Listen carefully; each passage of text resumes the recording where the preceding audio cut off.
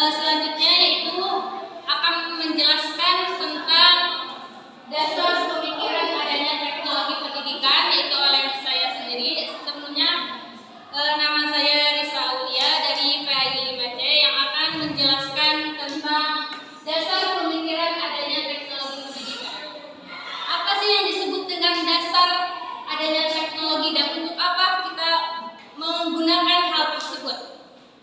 Dasar pemikiran teknologi pendidikan dapat ditinjau dari tujuan pendidikan. Jadi, apa sih tujuan teknologi pendidikan itu? Kegunaannya untuk apa sih?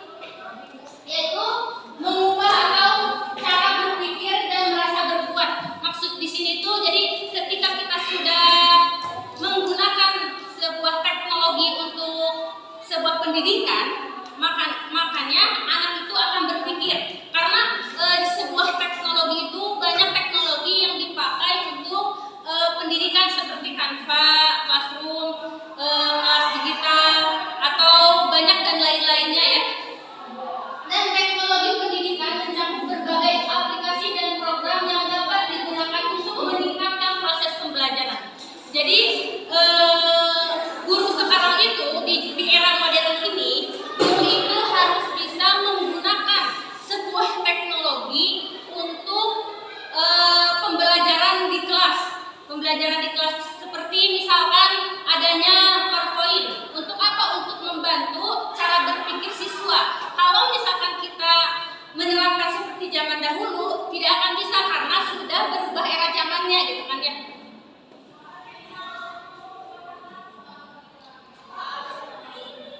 Teknologi pendidikan dapat mengubah cara guru menyampaikan materi. Jadi gini, kalian di kampus itu ketika kalian berpresentasi itu tidak adanya PowerPoint, apakah kalian bisa menganalisis sebuah materi yang diajarkan oleh dosen?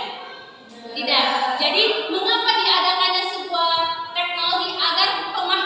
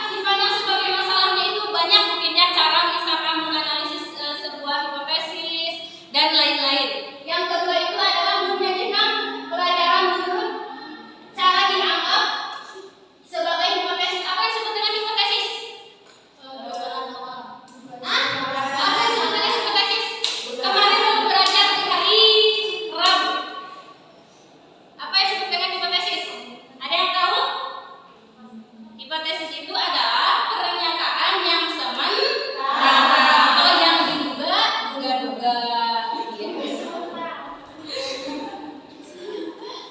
Jadi maksud di sana itu gini, ketika kita di hipotesis itu kan ada yang disebut dengan kuantitatif. Apa yang disebut dengan kuantitatif? Yang berkaitan dengan apa? Contohnya bagaimana? Variabel data. Misalkan nih, di sebuah sekolah ada beberapa kelas. Di dalam kelas itu terdapat berapa siswa misalkan? Ada rumusnya misalkan ada cowok, ada cewek. Cowok misalkan diganti angkanya menjadi 1 dan cewek menjadi 2. Udah, itu yang disebut dengan kuantitatif. Kuantitatif. Kalau kualitatif berbeda lagi. Berbeda lagi ya, kualitatif itu berbeda lagi. Kayak yang ketiga adalah menilai hasil pelajaran untuk menuju hipotesis itu. Bagaimana cara kita mengevaluasi mungkin dengan adanya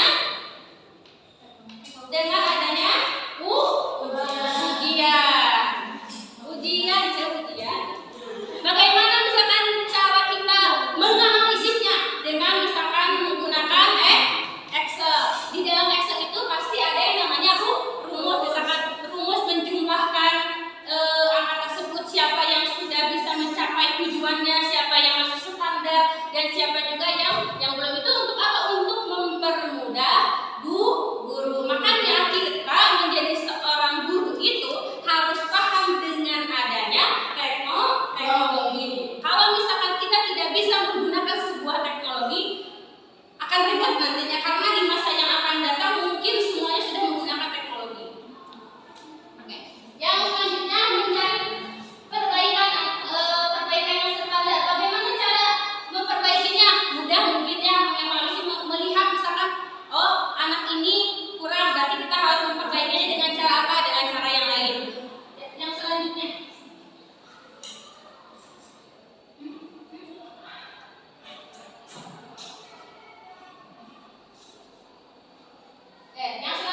contoh data kuantitatif pendidikan.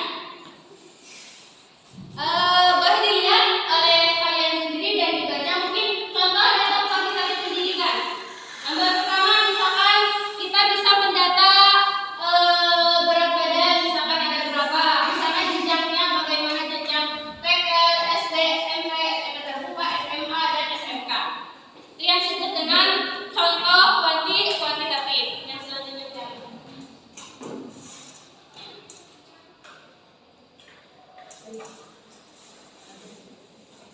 teknologi pendidikan harus mengharuskan guru merumuskan tujuan yang jelas, memikirkan metode yang dianggap paling efektif untuk mencapai tujuan. Jadi ketika kita menggunakan sebuah teknologi pendidikan, kita itu harus bisa merumuskan sebuah metode yang jelas. Jangan metodenya itu hanya main game saja, tidak. Tapi bagaimana cara main game itu bisa menjadikan sebuah pendidikan agar anak itu bisa belajar.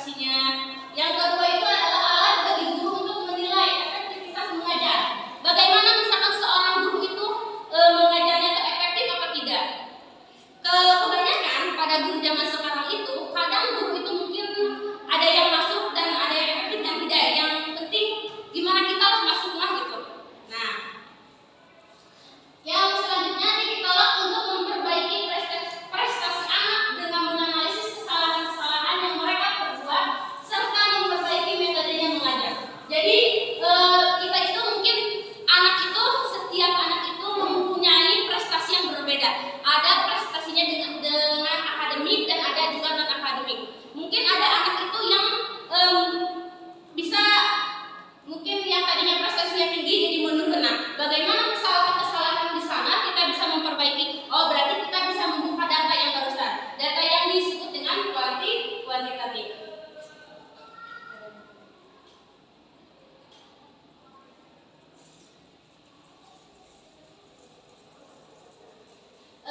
Sekian yang dapat disampaikan dari saya. Mohon maaf bila banyak kesalahan, mungkin datanya dari saya sendiri. Jika kalian tidak paham apa yang saya jelaskan, boleh bertanya sebanyak-banyaknya. Wassalamualaikum warahmatullahi wabarakatuh. Oke, yang selanjutnya akan dijelaskan tentang pentingnya teknologi bagi guru yang akan dijelaskan oleh Sophie Aulia. Kepadanya saya persilakan. Oke, terima kasih kepada si Pak Aulia yang telah menjelaskan materinya.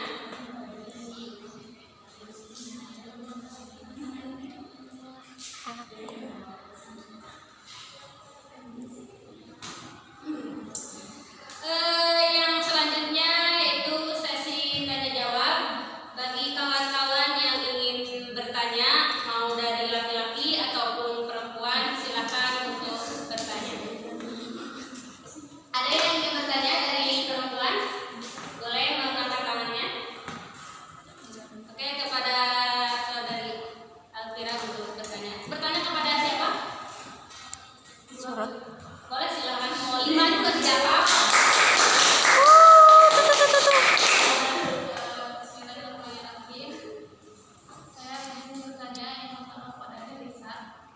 Berkaitan dengan tadi dikatakan pendidikan teknologi dapat digunakan dalam efektivitas menilai efektivitas.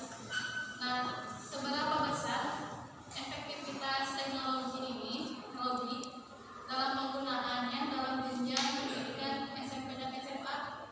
Kan kadang di satu sekolah ada yang mencanangkan program boleh bawa HP hanya digunakan untuk pendidikan, tapi kadang-kadang mereka menggunakannya misalnya sebagai pelajaran atau gimana, tapi di jenjang SMP SMA. Nah, seberapa besar efektivitasnya? Terus yang kedua, pertanyaan kepada Pak Aulia. Tadi dikatakan bahwa ada Microsoft Word sama digunakan buat pendidikan. Nah, bagaimana mengantisipasi bila mana ada guru yang tidak bisa mengakses menggunakan teknologi, dalam artian beliau tidak melek akan teknologi? Apakah caranya nanti dengan mengikuti pelatihan